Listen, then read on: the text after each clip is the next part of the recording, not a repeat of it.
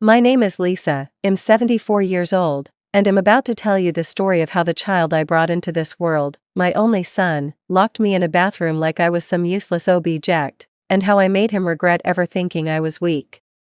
Let me start with the moment that changed everything. It was a Saturday morning, peaceful, quiet, one of those mornings where the sun shines softly and you think nothing bad could possibly happen. I had come to visit my son, Daniel, at his house in the suburbs. Had been struggling financially, at least that's what he told me, and he needed help managing bills and catching up. I had been helping him for years. Paying rent when he fell behind, contributing to his kids' school fees, even buying groceries. I did it out of love, out of a mother's heart. But that morning, something about him felt different. His eyes were colder. His tone was sharper. His wife, Mia, wouldn't even look at me, she just scrolled on her phone, smirking like she knew something I didn't. "Mom," Daniel said, "I need your house papers." "Why?" I asked. He didn't hesitate. "Because Mia and I want to renovate the place. And we can't do anything until ownership is clear. Just transfer it to us temporarily." I laughed, thinking he was joking. But the look on his face. It was the look of a man who had already decided I owed him everything I had. I told him no. And that was the moment everything snapped. He clenched his jaw. Mia rolled her eyes. And before I could even stand up from the couch, he said, cold as ice, "Fine. If you won't give it willingly, we'll make you." I didn't understand what he meant. Not until he grabbed my arm. Not until he dragged me down the hallway. Not until he shoved me inside the bathroom and slammed the door. At first I thought it was some sick joke, that he'd open the door in a minute or two. But then the lock clicked. And I knew I wasn't getting out. "Daniel?" I shouted. "Nothing." "Daniel, what are you doing?" "Open the door." No answer. I banged on the door until my hands hurt, until the skin on my knuckles reddened, until my voice cracked. But the house remained silent. I could hear muffled footsteps, the low hum of the television, the clatter of dishes in the kitchen.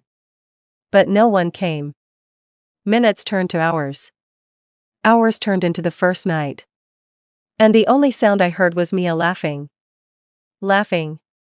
At what? I don't know. Maybe at me. Maybe at how pathetic they thought I was.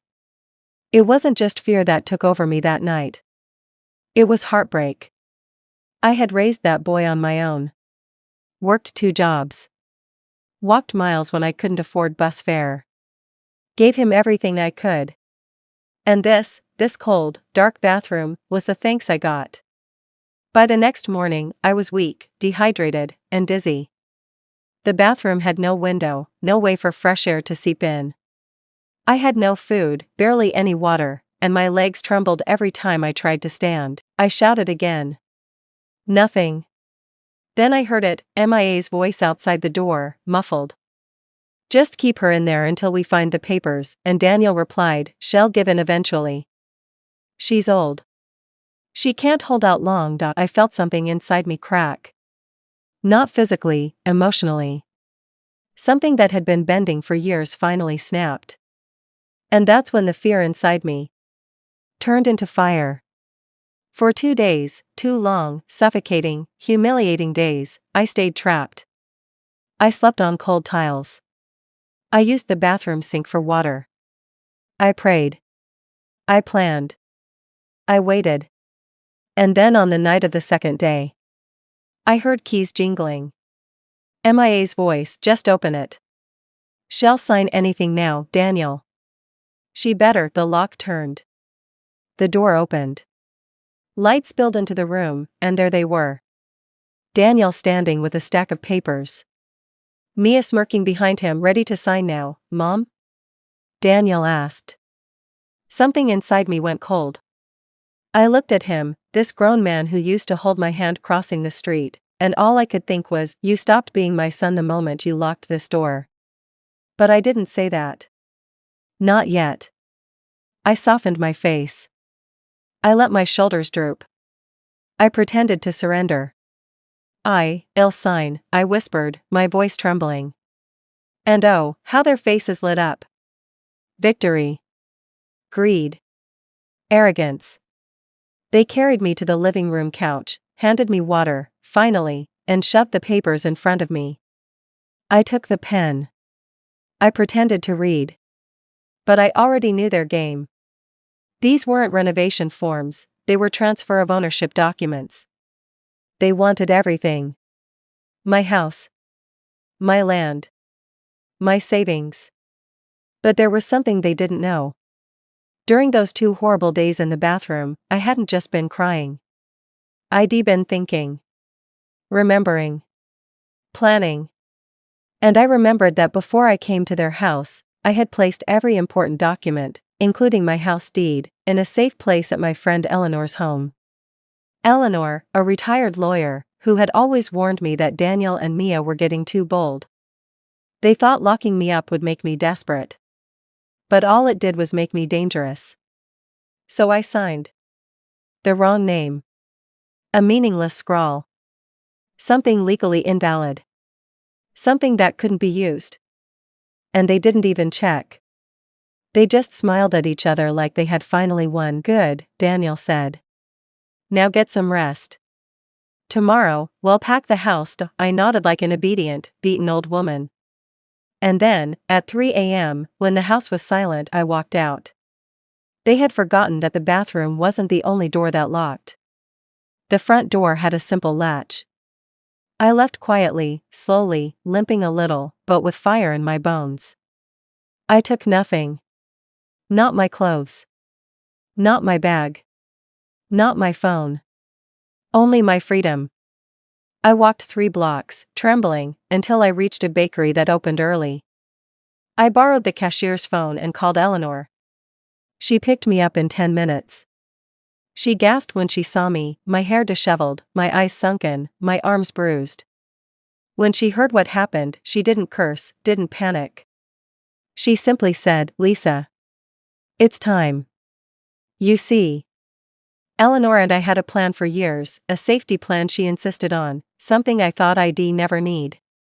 I had already given her power of attorney for emergencies. I had already added her name to a secret trust account. And I had already placed every property document, every financial file, in her possession. Daniel had nothing. Nothing except his own house, which I had helped him buy years ago. And guess what? His name wasn't the only one on that house. Mine was too. Legally, it was joint property. Which meant I had the right to sell. So while Daniel and Mia slept peacefully, believing I was broken and defeated, I was already working with Eleanor and her real estate partner to list the house. And within 72 hours, it was sold. Cash buyer. No inspection required. Paid in full. When the call came in, Eleanor looked at me and said, It's done. I felt no guilt. Not after what they did. Not after locking me up like an animal. When Daniel finally called, after God knows how long it took him to realize I was gone, he screamed into the phone, Mom? Where are you? Why is the house locked? There's a sold sign outside. What did you do? I held the phone to my ear, calm as still water. Daniel, I said softly, you locked me in a bathroom for 2 days. That was your fault. He yelled. You forced us. I laughed. Laughed for the first time in days. A deep, raw laugh. You think I owed you everything because you're my son. But you forgot something important, Daniel. What? I raised you. But I do not belong to you. He went silent. Then he started shouting again, swearing, calling me crazy, threatening to drag me to court. I let him finish. Then I said, the new owners move in next week. The money's already gone. Gone where? I smiled to myself, to a place you'll never touch. And before he could respond, I hung up. That was the last time I ever spoke to him. Within 3 days, I packed my things with Eleanor's help. Within a week, I transferred everything into a private account. And within 2 weeks, I bought a one-way ticket. To Portugal. A quiet little town near the sea where the sun is warm, the food is fresh, and no one knows who I am except the neighbors who wave kindly every morning. I live in a small white house with blue shutters. I wake up to the sound of waves.